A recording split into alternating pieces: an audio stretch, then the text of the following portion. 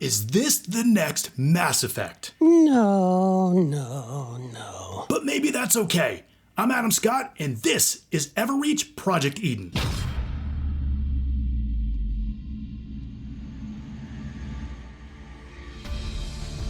Everreach welcomes you to Eden, the first habitable planet we've discovered in our galaxy. I tend to grade games on a curve. We shouldn't expect the same level of polish from a small indie studio as one with a AAA budget, but that doesn't mean we should shy away from discussing both the good and the bad. Everreach Project Eden is a sci-fi third-person shooter RPG from small studio Elder Games, released in 2019 for PC, Xbox One, and PS4. Humanity is seeking to colonize planet Eden. You play as Nora Harwood, a member of Everreach's security division sent to investigate a supposed mutiny from a colonizer faction. You quickly learn things aren't what they seem, with mysterious soldiers who seem out for colonist blood. At least the local alien wildlife seems friendly. As you play, you'll ask yourself who these hostile forces are, and does the company that you work for have darker motives? It's a fairly compelling story that'll drive you to explore Eden more as the plot unfolds. There isn't an actual antagonist, other than the nameless grunts and robots scattered across Nora's missions. At the end, the story goes nuts with these crazy sci-fi themes that pretty much come out of nowhere without any real build-up. Most of the plot is run-of-the-mill and events are entirely forgettable, but the writing is decent enough with some surprisingly solid voice acting. If you find this, if you find me, get off this planet. Nora's floating spherical companion 73Q is a real standout, with a solid dose of robot humor. My friends call me 73. Current number of friends is 0. I thoroughly enjoyed its dry tone while delivering some truly clever lines. A few conversational choices pop up that can impact the fate of a particular character, but don't add much overall. This is clearly a low-budget project, so you shouldn't expect AAA polish. There are some interesting elements to the environments, as alien plants and colony structures combine well enough. But aside from looking alright, each zone fails to provide much interest, and different open areas in each mission really blend together. The character models look like they belong in an early 360 game, or maybe extras from Mass Effect Andromeda. Sorry, my face is tired from dealing with everything. I rather liked Nora's suit. It's got that cool, functional, but also not sci-fi look. The commander's suit, on the other hand, what are you going for with that? The overall performance is rough, to put it mildly. The frame rate struggles to maintain 30 frames a second consistently with frequent stutters.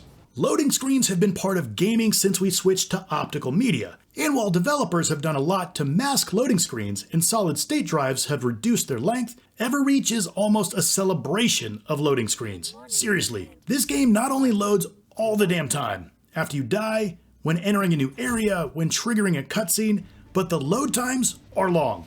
Like crazy long. Playing on my PS5, the loading screens were anywhere from a minute to 8 freaking minutes. Not kidding. Yeah, I can't even fathom what the load times are on last-gen consoles. Oh, I've wasted my life. I do have to give the music some love.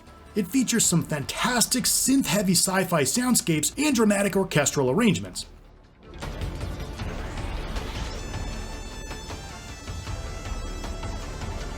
Okay, let's talk about the gameplay.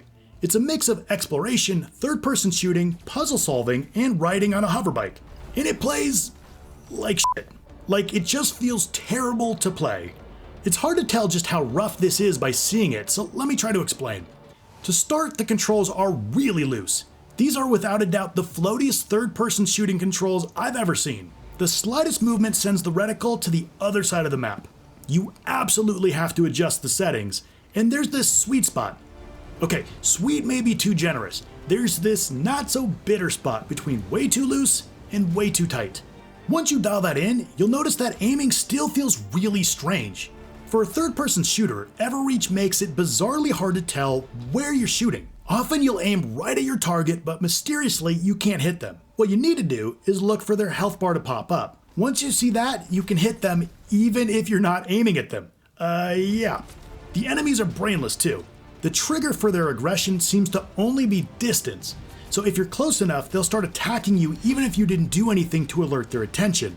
But on the other hand, if you're far enough away, it's like you don't exist. You can literally kill someone right next to them and they'll blow it off like it's just another day at the office. Okay, we have to talk about the difficulty. I'm not one to shy away from challenging gameplay, but it's all over the place. You'll start off feeling like this is a walk in the park, almost too easy, but quickly you'll be playing lengthy sections over and over because you can't avoid the barrage of bullets constantly taking you out. On the bright side, watching a loading screen each time gives you the opportunity to question what you're doing with your life.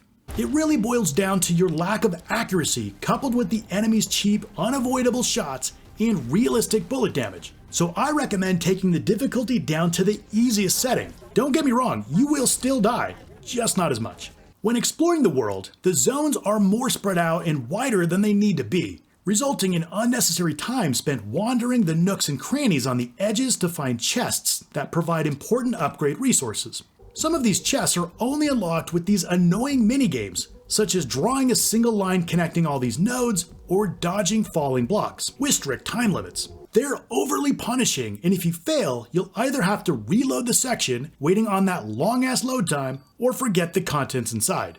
After a while, I just gave up on them since the rewards are the same as you get from regular chests. Now, the contents are actually important for upgrading Nora. Yes, this is an RPG with a surprising amount of depth in the upgrade system. As you discover loot, fight enemies, and solve timed puzzles, you'll amass a wealth of experience points and materials. You'll use these to upgrade Nora's base stats and to purchase nodes on the experience tree, which can substantially improve your capabilities on the battlefield.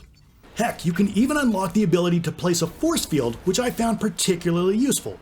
There are a few other gadgets and skills that you'll unlock too, and watching Nora's stats and repertoire expand is rewarding stuff for sure. If you're a completionist, all trophies are pretty simple. There's only 10 after all, but there's no platinum trophy for completing everything. There's no doubt some out there who will get a decent evening or two's entertainment from this game. However, there are some pretty significant underlying cracks that weaken the overall experience. Everreach Project Eden was hard for me to play. It was clunky, insanely difficult at times, and I was barely rewarded for my perseverance. This is a shame because there are some real glimmers here. The characters and universe they created, along with the solid writing, show that Elder games have potential with the right designers, a better budget, and a more cohesive gameplay vision. I hope they take the lessons learned from this game to continue growing as a development studio. And if you're curious to check this out, the risk is low. You can pick it up for just a few bucks. Oh, well, crap. Okay, well there's Everreach Project Eden. Have you played it? What'd you think about it? And what are some other RPGs that you think people should check out? Let's talk about it in the comments down below. Now, if you want a really polished RPG, check out my review of Persona 5 Strikers. I want to thank you so much for watching, and I'll see you next time.